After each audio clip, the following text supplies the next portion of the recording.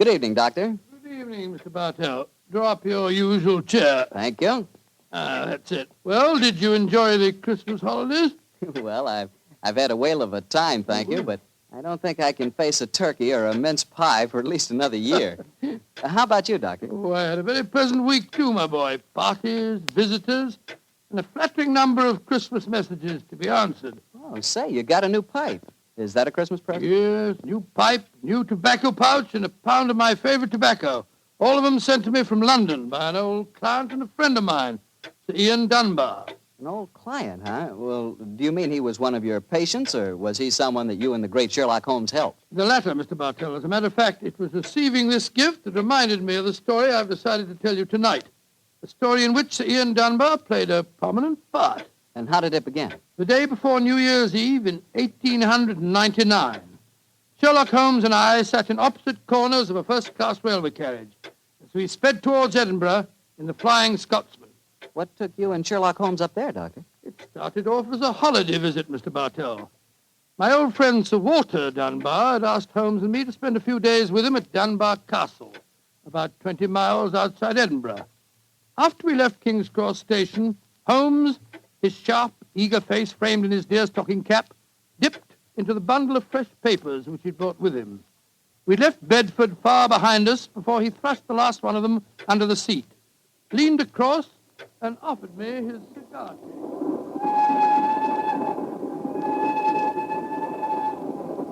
Care for a cigar, Watson? No, thanks, old fellow. I'll stick to my pipe. Flying Scotsman's living up to its name. We're going splendidly. Our present rate is 53.5 miles an hour. Oh, I hadn't noticed the quarter-mile post. Nor have I, but the telegraph posts on this line are 60 yards apart. With the aid of a watch, the calculation is a simple one. Watson, my dear fellow, we have several hours ahead of us. Tell me more about Sir Walter Dunbar. I have a feeling that he is in some kind of trouble, but you haven't wanted to talk about it. Well, it's not exactly trouble, Holmes, but there's a strange problem that confronts the Dunbars. A problem that'll be settled at midnight tomorrow. Oh, indeed. Night of New Year's Eve, eh? Yes, exactly. But to really appreciate the story, I have to begin by telling you of the death of old Sir Thomas Dunbar. The father of the present baronet, I suppose. Yes, he was severely wounded at Waterloo, though he managed to last out long enough to get back to Dunbar Castle. The story goes that as he lay there on his deathbed, he told his wife of his plans for their unborn child. Dinna grieve, lass. I fetched the baronetcy home from Waterloo. What if I fetched a mortal wound as well? Oh, hush, lass. I'm not afraid to die. All that niggles me is that I shall ne'er see the child you bear. Is Sir Walter Scott no coming yet? Can he visit the deathbed of his old friend? Who's there? Is that you, Sandy Murdoch? Aye, Thomas. It's me. Aye. I'm leaving an unborn son behind me when I die. Now, I don't trust women or children or banks for that matter. Put the best part of my wealth and gold in the big iron box you'll find under the bed. The money's there. Aye, and something else for a rainy day. You're to keep that box in trust for me, Sandy. You can turn it over to my boy on the New Year's Eve before his 21st birthday. And he'll be a man and wise enough to know how to use it. You understand, Sandy? Aye, Thomas. But supposing your bairn's a girl. A girl? I tell you, it'll be a boy. And we'll name him Walter after my good friend, Sir Walter Scott.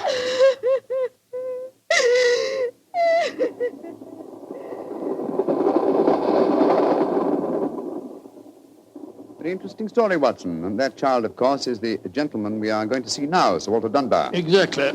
And the first baronet was a friend of Sir Walter Scott, while his son can boast of your acquaintance. Why, it's a family singularly rich in literary friendships. That's not very funny, Holmes. To continue, I suppose you can guess what happened. Sir Thomas carefully drew up a document to specify the New Year's Eve before the baronet's 21st birthday. And the poor child was born on February the 29th. It was a leap year. Oh, so poor Sir Walter is still waiting for his iron box full of gold. Yes, he'll be 84 next year, and yet legally, with only one birthday every 4 years in the eyes of the law, he'll at last be 21. A most amusing situation, though I'm afraid Sir Walter finds it far from entertaining. The lawyers must have been extremely scrupulous in abiding by the letter of the document. Yes, old Sandy Murdoch is dead now, of course. But he, too, is a great-grandson, William Murdoch, who still handles the Dunbar estate. He'll be at the castle tonight to formally hand over the iron box. I'm delighted you accepted the holiday invitation of Sir Walter. My dear fellow, I've needed a rest, but I've always loathed too strict a one. This situation may pose a nice little problem for me. Problem? Yes, I'm reasonably certain that the aged Sir Walter Dunbar will not get his iron box full of gold on this New Year's Eve either. But we shall see, old fellow. We shall see.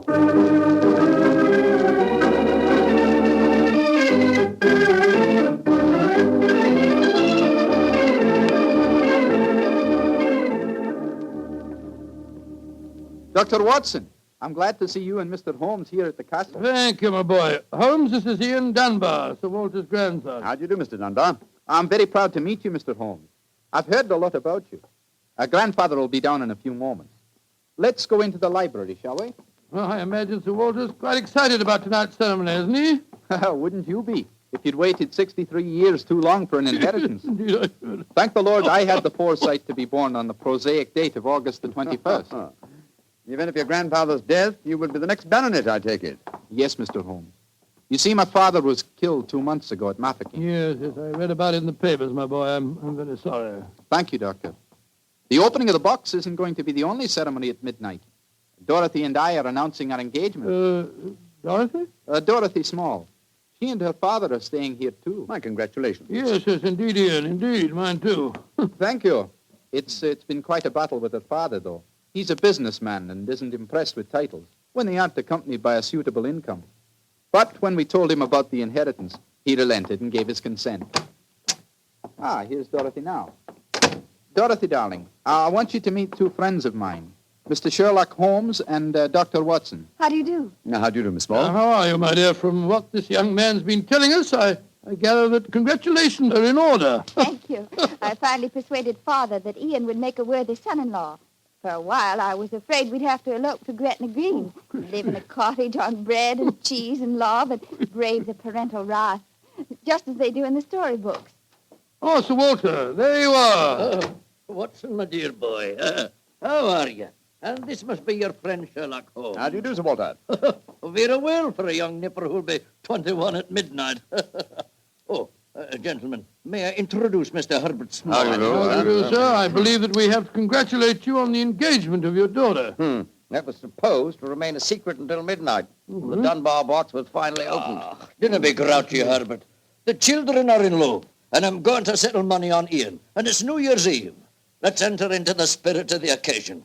Bring out the glasses, Ian. I've had some bottles of my special pride put out. It's the finest port in Scotland, the cream of Dunbar. Aye, my father laid the first bottle down the year before I was born. And a drink of the brew will surely warm the cockles of your heart. Well, my mouth's watering already, Sir Walter. When is this lawyer fellow, young Murdoch, getting here? Oh, any moment, Herbert.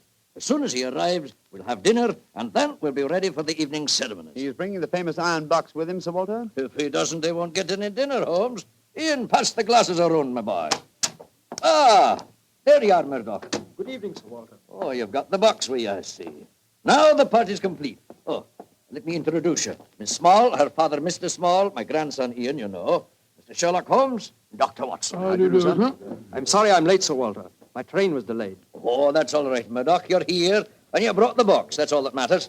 Ian, give our young lawyer a drink. Here, I'll help you pour it. I must say that this is rather exciting, Holmes, the famous iron box with its inheritance of gold. Yes, and from the size of the box, at a rough guess, I should estimate its cubic content in gold at around 5,000 pounds. Not a vast sum, perhaps, to a businessman like Mr. Small, but a windfall to an impecunious Scottish baronet. Yes, I suppose it is. A strong young man, Mr. Murdoch. How do you mean strong, Holmes?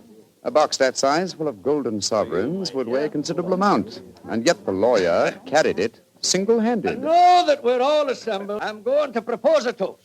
Though it's still some hours off yet, let's drink to the new year. It means a lot to some of us. To 1900. 1900. We should toast more than just 1900, Sir Walter. We should drink to the new century that's about to begin. Good idea, Dorothy. Well, I'm afraid that wouldn't be quite appropriate, Miss Small. To be accurate, the 20th century won't begin until January the 1st, 1901, and not 1900. Of course. That's it. Dorothy, I'm afraid your wedding can't take place for some time yet. Father, what are you talking about? I read an article in The Guardian the other day that said just the same thing as you, Dr. Watson. And what's more, it said something even more important. It said that 1900 is not a leap year. Oh, rubbish. Leap year comes every 4 years. There was one in 1896, then obviously 1900 is one. I think Mr. Small may be right. What do you say, Mr. Holmes? Do you know? Well, I hope no one would bring up this point, but it's the little problem I referred to on the train, my dear Watson. Yes, I remember. Holmes, for heaven's sake, answer. Is 1900 a leap year or no? I'm afraid it's not, Sir Walter. No? Because of a slight imbalance that would otherwise be produced in the calendar. Of the even century years, only those divisible by 400 are leap years. In other words, 1600 was a leap year, the year 2000 will be a leap year, but 1800 and 1900 are not leap years. Then you have no birthday next year, Sir Walter, and I'm afraid I can't open the box tonight. And the Dunbars won't get their inheritance. And you, my dear, don't marry for a few more years. I won't allow you to marry a pauper. Mr. Holmes, are you sure of your facts? I'm very much afraid that I am, young man. Oh, this is terrible. I cannot stand any more. No, don't take it too bad, Mr. Walter. Here, drink this. There. That's it. After all, you only have to wait another 4 years. Another 4 years? At my age, young man, at my age. Oh, no, I shall never live that long. Hey, what is it, Angus? Dinner is prepared, Sir Walter. We can serve it as soon as you're ready, sir.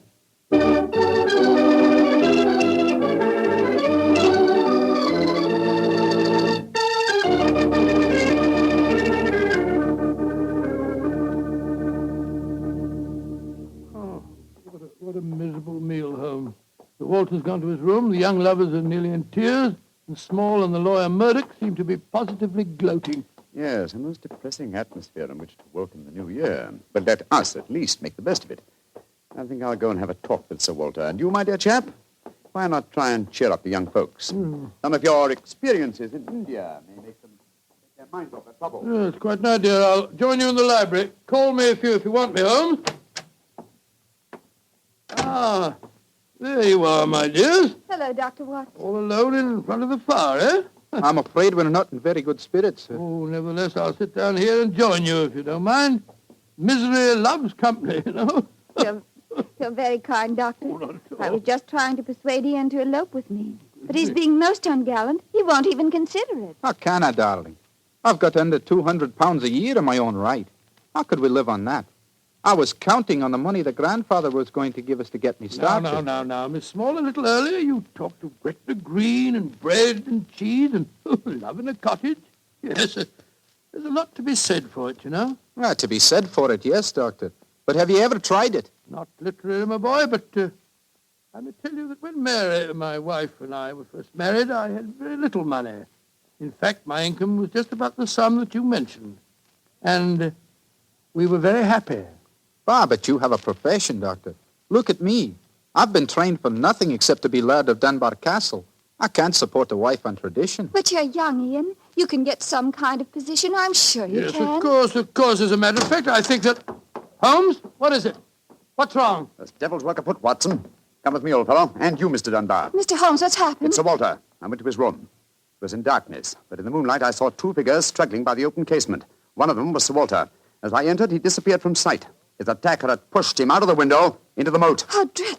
The other man got away in the darkness. We must get lanterns and go out to the moat at once. Though I'm very much afraid, Mr. Dunbar, that your grandfather is beyond our help.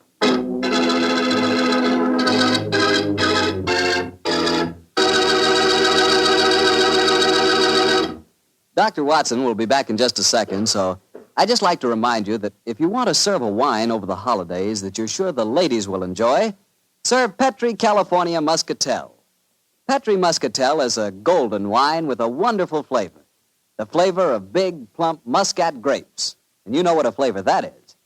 I'm sure you'll find that Petri Muscatel is the favorite wine of all women, just as Petri Port is the favorite wine with men. And incidentally, if you're not sure which to get, Petri Muscatel or Petri Port, don't buy one, buy two. Get them both, and you'll be sure to please everyone. Now, to get back to our story, Someone had pushed poor old Sir Walter out of his bedroom window and into the moat below. Isn't that right, Dr. Watson? Yes, Mr. Bartell. Of course, we grabbed lanterns as fast as we could and rushed outside, but it was a hopeless task. The water was 8 or 10 feet deep, and it seemed obvious that the elderly Sir Walter wouldn't have a chance of saving himself. But we searched on, the flicker of bobbing lanterns and the scurrying figures in the frosty moonlight, forming a weird, fantastic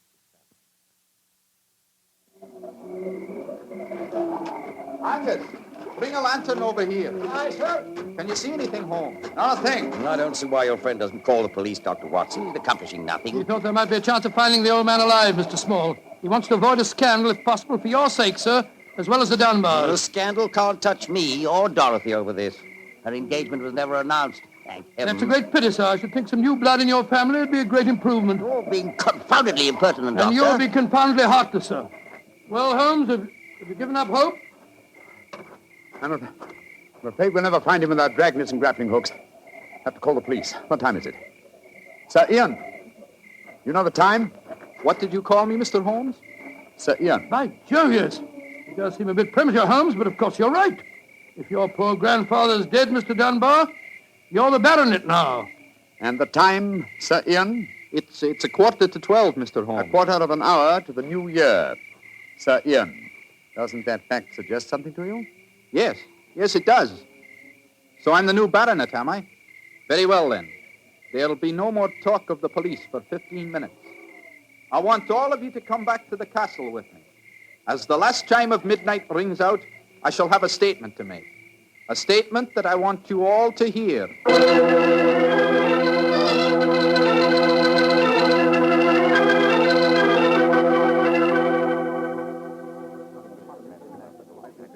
Oh, what you brought us all back here for, Holmes? There's something very funny going on.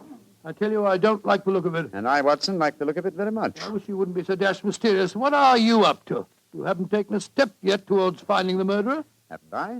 And I wonder what causes the beads of perspiration on Mr. Small's brow. Small? You mean that Small... Yes, and I wonder what causes the singular look of apprehension on the face of Murdoch, the young lawyer. You remember, of course, on my remarking how easily he carried the large iron box. Good Scott, yes. And it took a strong man to throw Sir Walter out of the window. Watson, Huh? the new year is approaching. Ladies and gentlemen, in view of our recent tragedy, this is one New Year's Eve when none of us feels like song and jollity. But there still remains a ritual duty for me to perform. Mr. Murdoch, open the iron box, please. But I can't do that. It was only to be opened for your grandfather. No, Mr. Murdoch. The phrase was that it was to be opened on the New Year's Eve before the baronet's 21st birthday. I am now the baronet, and I shall be 21 next year on August 21st. Open the box, please, Mr. Murdoch. Ian, darling, how frightfully clever of Good you. lad, I hoped you'd think of it. Sir Ian. Murdoch, open that box. Very well, Sir Ian. But I'm afraid you're in for something of a shock. Great Scott, the box is empty. Except for a sheet of notepaper in the bottom. What's the meaning of this, Murdoch? Read that paper, Sir Ian, and you'll understand. I owe you 4,000 sovereigns. And it's signed Alexander Murdoch on behalf of Murdoch and Murdoch, lawyers. You'd better explain this. It's the family skeleton, Sir Ian. That note is signed by my great-grandfather, the one that witnessed the original deed concerning the box. As soon as Sir Walter was born on that February the 29th, my great-grandfather realized the money wouldn't have to be produced for 84 years. And so he stole it. He borrowed it. He always intended to pay it back, but he was never able to. When he died, he told my father of his secret, and my father in turn told me. We've always planned to put back the money, Sir Ian, but we've never been able to. This is daylight robbery. You should prosecute them, Ian. The firm's still in business. You can ruin them. You can sue them for every penny they have. Mr. Small, you've already shown a marked aversion to my family. I suggest you allow me to handle their affairs. Bravo, Ian. How dare you, Dorothy?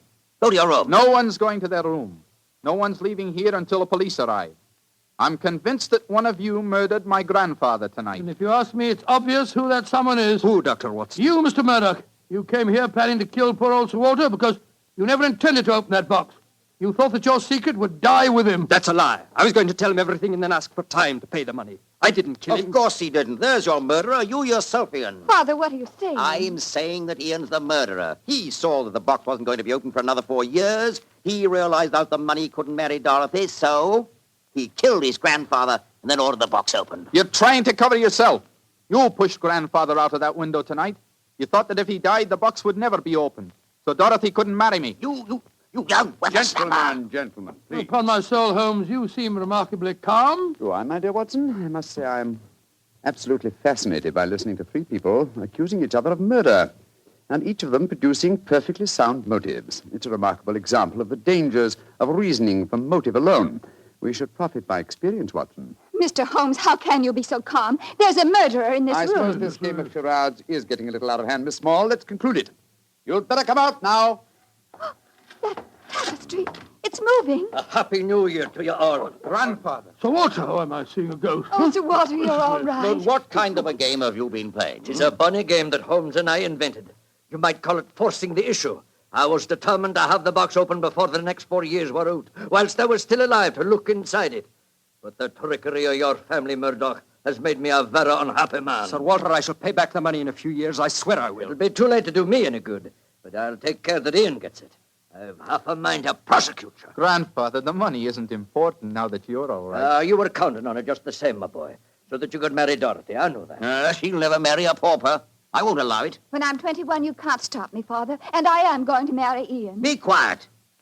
Sir Walter, this is a very unsavory business. I think that you owe us an explanation of your behavior tonight. You tell him, Holmes. I fancy a wee drop of cream of Dunbar. Watching you all search for my body in the moat has made me thirsty. The explanation is a very simple one, ladies and gentlemen. When you arrived here tonight, Mr. Murdoch, I knew from the way you handled the box that it could not contain the sum of gold it was supposed to. And so you suspected fraud and devised a plan to force the opening of the box. huh? Yes, and Sir Walter was an eager conspirator. Of course I was. Ian is 21 next August. Supposing I had died after he came of age and before my next birthday, 4 years hence, the box would never have been opened. And so we invented the fake murder story. By the way, Ian, I must congratulate you for grasping the possibilities of the situation so speedily. If you hadn't demanded the opening of the box, the Murdoch secret might still be a Well, secret. it's a clever plan, Holmes. It's too bad that it had to have such a miserable ending. I'm not sure that we have finished with the matter. Mr. Murdoch, Yes, Mr. Holmes? you say that your family took £4,000 from that box? Yes, Mr. Holmes. Curious.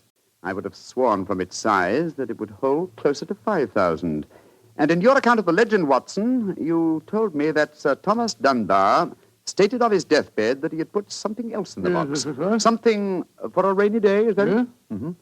Did the Murdochs find that extra something? No, Mr. Holmes. They found nothing but the gold. Oh, that's very odd. I think I'll take a closer look at that box, if you don't mind. Since this seems to be a night of telling secrets, I think you might as well know, Father, that if you don't give your consent, I shall elope with Ian. Oh, bravo, my dear, bravo. No such thing. I admire your resolution, young lady, but I hardly think it will be necessary. What do you mean, Holmes? Permit me to show you all the treasure of the Dunbars. What have you found, Holmes? Something for a rainy day that old Sir Thomas spoke of. You see, since the cubic contents of the box obviously differed from my calculations, I deduced the existence of a false bottom. I was correct. And in that space, I found this. It's a manuscript. Quite so, the manuscript of a book. Look at the title page and see the author's name. History of the Dunbar family by Sir Walter Scott. I think, Sir Walter, that an original and unpublished manuscript by your distinguished namesake will prove worth several times the gold that is missing from that box. You've saved the day for us, Holmes, my boy. God bless you. This has been as strange a new year as ever I knew, but it's turned out to be a bonny one, thanks to you, Holmes. Well, fill up your glasses. We're going to drink a toast to the new year. By Joe, yes, Sir Walter. This is really a happy occasion. Then let's complete it by singing the traditional song of the season, Auld Lang Syne. And in this case, when we sing, Should Old Acquaintance Be Forgot, I feel that in our hearts we should be thinking of Sir Walter Scott. Though he died over 60 years ago, he's made us all very happy here tonight. Should old acquaintance be forgot and never brought to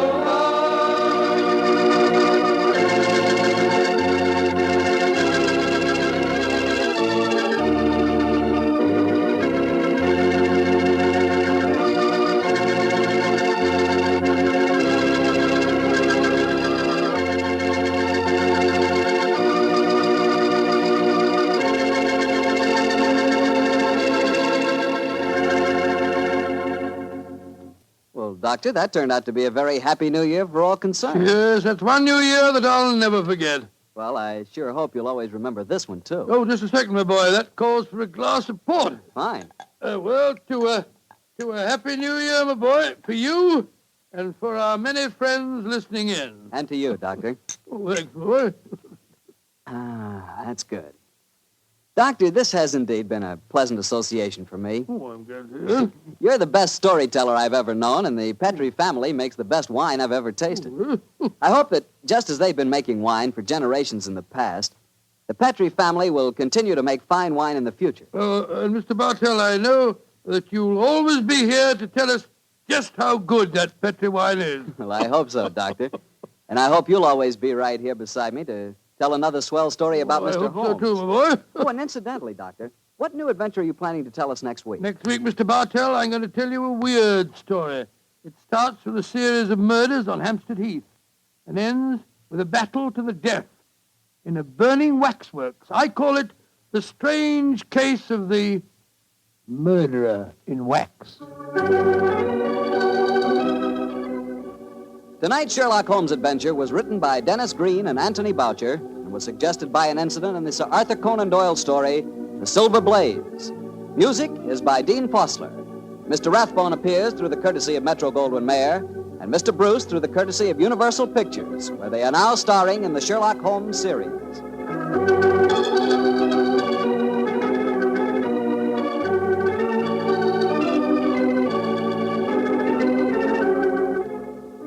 The Petri Wine Company of San Francisco, California, invites you to tune in again next week, same time, same station. Sherlock Holmes comes to you from our Hollywood studio.